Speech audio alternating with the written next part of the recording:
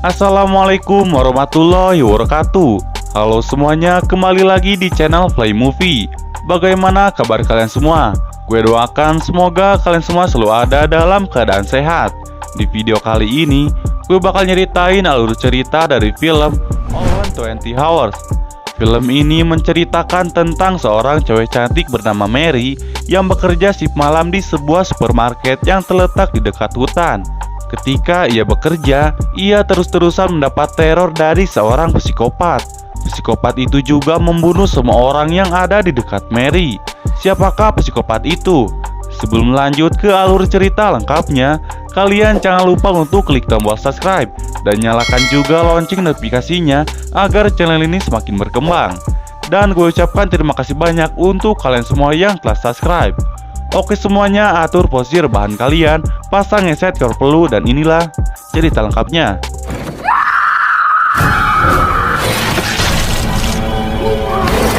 Film ini diawali dengan memperlihatkan seorang wanita cantik bernama Mary yang sedang melamar pekerjaan di sebuah supermarket sekaligus pom bensin. Mary ini memiliki riwayat hidup yang cukup kelam. Ia adalah seorang napi yang baru saja bebas 2 minggu yang lalu. Mary ditahan karena telah mencoba membakar mantan pacarnya yang bernama James bersama dirinya di dalam sebuah rumah. Awalnya, si pemilik toko ragu untuk mempekerjakan seorang mantan napi. Namun ia percaya kepada Mary sehingga akhirnya ia bisa diterima dan mulai bekerja malam itu juga. Tapi Mary harus bekerja shift malam hanya seorang diri saja, yang memang toko tersebut buka 24 jam dan terletak di dekat hutan, sehingga tempat ini mungkin saja rawan dari tindak kejahatan. Meskipun begitu, Mary tidak mempedulikannya karena ia sangat membutuhkan pekerjaan tersebut. Karena semenjak bebas, ia sulit untuk mendapatkan pekerjaan. Mary ini memiliki seorang sahabat yang sangat baik bernama Debbie. Dia selalu ada di saat senang maupun susah.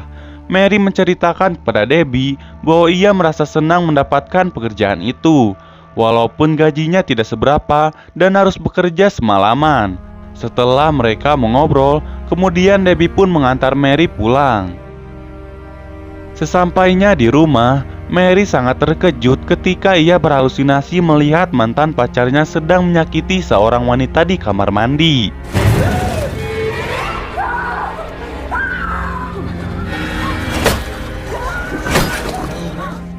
Di saat itu juga Mary langsung meminum sebuah obat penenang. Ternyata Mary ini pernah mengalami kejadian yang sangat menakutkan di masa lalu, sehingga menyebabkan dirinya mengalami trauma yang sangat parah. Untuk itu Mary harus meminum sebuah obat penenang. Tak lama kemudian datang seorang pria bernama Tom.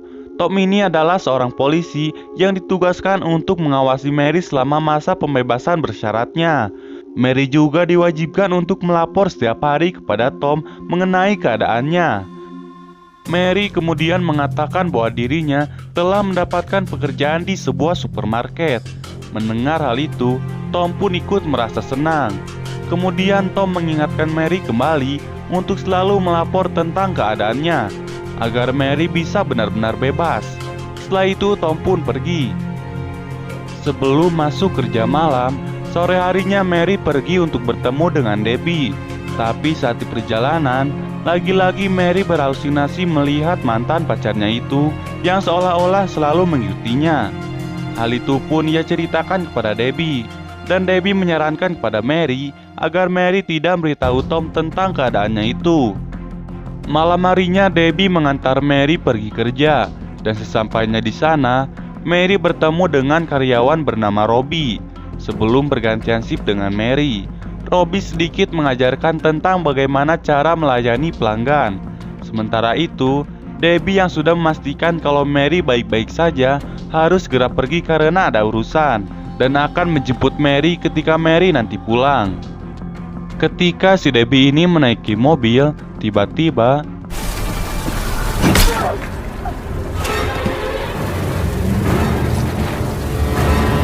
Debbie diserang dan dibawa oleh seseorang. Sementara Mary dan Bobby, mereka tidak menyadari kalau sudah terjadi sesuatu di luar toko.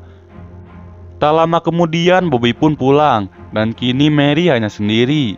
Mary yang kini menjaga toko sendirian, ia mulai merasa bosan karena tidak ada seorang pun pelanggan yang datang ke toko.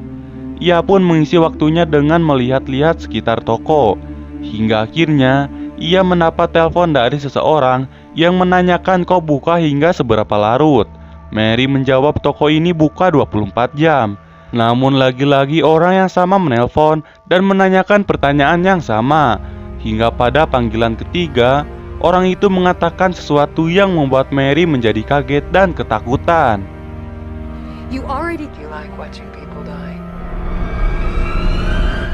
Berpikir itu adalah halusinasi, Mary pun langsung meminum obatnya. Kemudian, untuk membuat dirinya semakin tenang, ia pun pergi ke toilet untuk mencuci muka.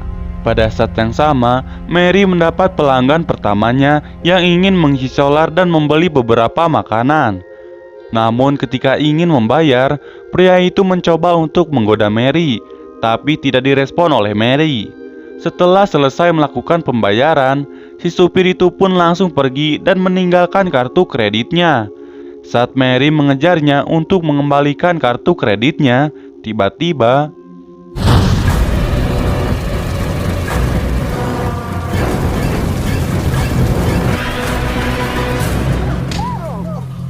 halusinasi Mary membuatnya tidak sengaja mukul Bobby yang tiba-tiba muncul di belakangnya. Si Bobby ini disuruh oleh pemilik toko untuk melihat keadaan Mary yang baru hari pertama bekerja. Rupanya, Bobby diberitahu oleh si pemilik toko bahwa Mary adalah seorang mantan narapidana. Bobby pun bertanya mengapa Mary bisa menjadi narapidana. Akhirnya Mary pun menceritakan semuanya. Mary mengatakan bahwa mantan pacarnya yang bernama James itu adalah seorang psikopat. Dia selalu memaksa Mary untuk melihat semua aksinya dalam membunuh orang. Dan jumlah korban dari si James itu sebanyak 30 orang. Mary yang sudah tidak tahan lagi melihat aksi dari si James itu, akhirnya Mary mencoba untuk membakar James bersama dirinya. Tapi ia gagal dan berakhir di dalam penjara. Begitupun dengan James. James masih di penjara untuk mempertanggungjawabkan perbuatannya.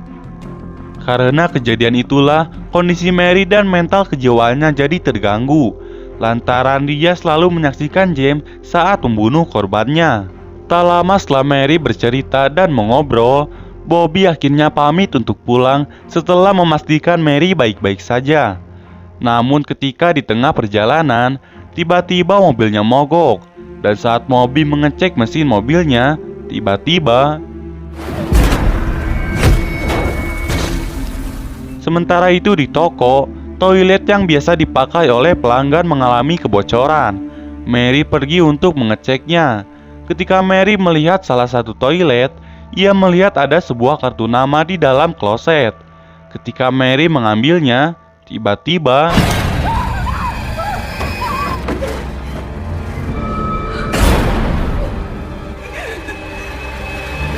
Mary pun berhalusinasi lagi tentang seorang wanita yang telah dibunuh oleh James.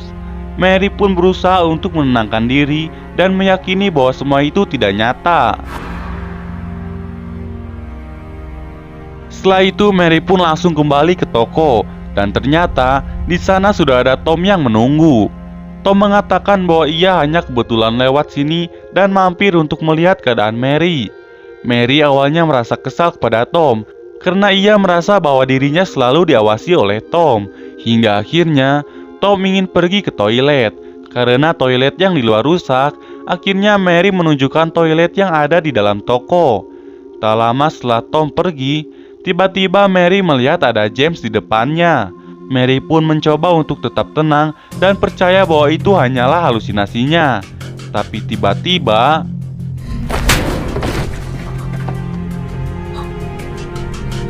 James menampar Mary dan mengatakan bahwa dirinya itu nyata. Lalu ia mengatakan bahwa malam ini Mary akan melihat orang mati dan kemudian James akan membunuh Mary. Mary masih tidak percaya bahwa itu adalah nyata. Ia pun berusaha menenangkan diri kembali.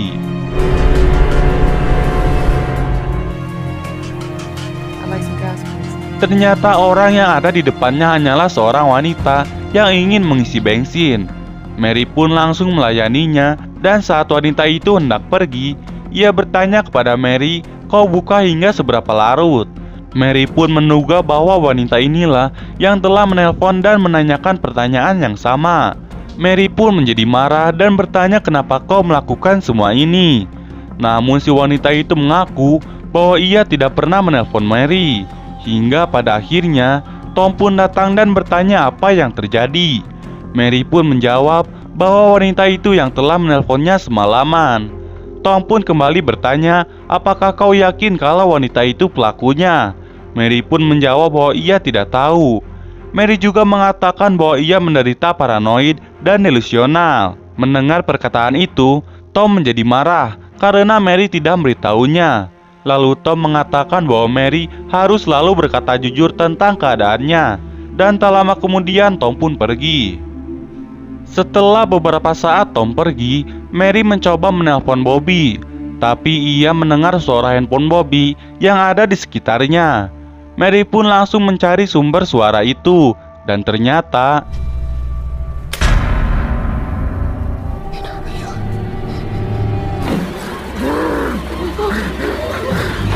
ketika Mary melihat itu, Mary langsung mengatakan bahwa itu tidak nyata dan langsung pergi dari tempat itu dan bertemu dengan seorang wanita yang sebelumnya mengisi bensin. Mary pun meminta tolong kepada wanita itu. Wanita itu pun mencoba menenangkan Mary, dan saat Mary mencoba menelpon polisi, tiba-tiba Do you remember her? ternyata wanita itu adalah ibu dari seorang wanita yang telah dibunuh oleh James. Ia datang untuk balas dendam kepada Mary karena Mary tidak menolong anaknya saat anaknya dibunuh oleh James. Mary pun langsung berusaha melarikan diri hingga masuk ke sebuah ruangan dan menguncinya. Saat wanita itu berhasil masuk, Mary langsung memukul kepala wanita itu dengan botol. Tapi tak sampai di situ, wanita itu kembali bangkit dan berusaha membunuh Mary. Hingga tiba-tiba Tom datang dan langsung menembak kepala wanita itu. Lalu Tom mengatakan bahwa Mary harus segera pergi dari tempat ini. Mary pun bertanya kenapa. Tom menjawab bahwa telah terjadi sebuah insiden di penjara.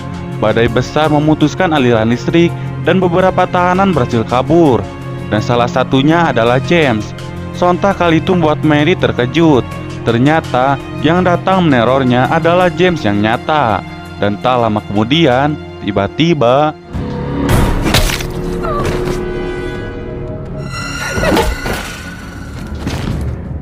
beberapa saat kemudian Mary tersadar dalam keadaan terikat bersama Bobby, Tom, dan Debbie. Kemudian James datang dan mengatakan pada Mary bahwa ia akan membunuh satu persatu dari ketiga orang tersebut di depan matanya agar kondisi kejiwaan Mary semakin kacau. Tanpa berlama-lama, James langsung mengambil palu besar dan memukul kepala Tom hingga membuatnya tewas.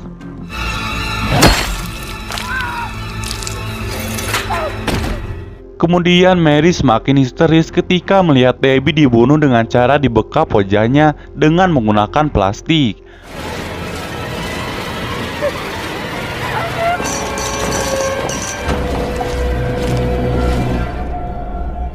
Lalu ketika James akan membakar Bobby, tiba-tiba supir truk yang sebelumnya kembali lagi ke toko untuk mengambil kartu kreditnya yang tertinggal.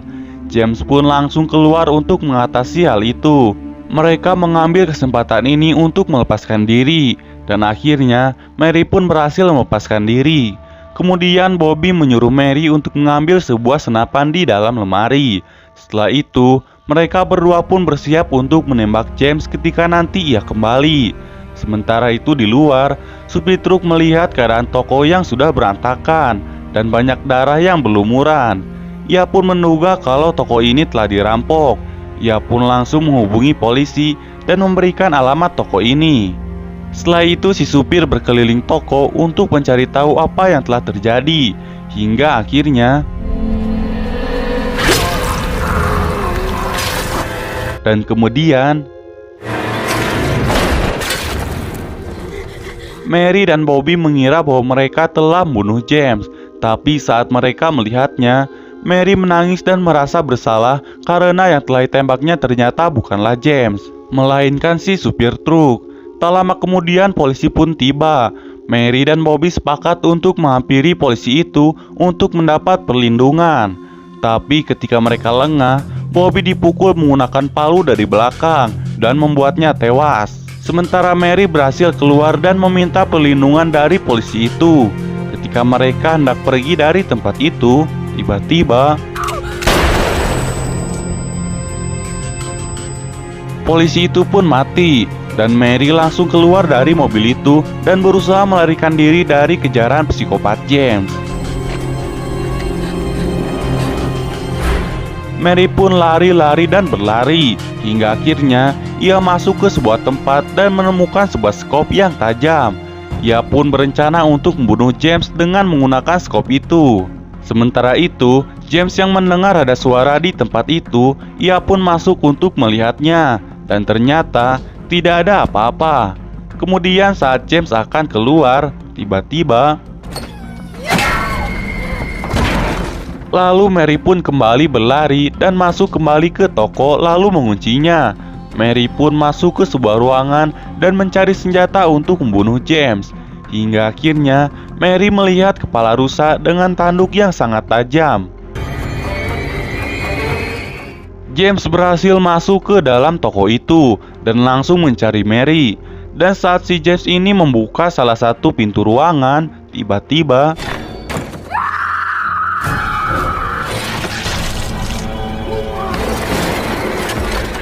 Mary nyeruduk James dengan menggunakan kepala rusa itu, hingga tanduk rusa menembus perut James. Kemudian Mary mengambil ponsel untuk menghubungi 911. Sedangkan James, ia mencoba mencabut tanduk rusa itu dan berusaha untuk menghampiri Mary.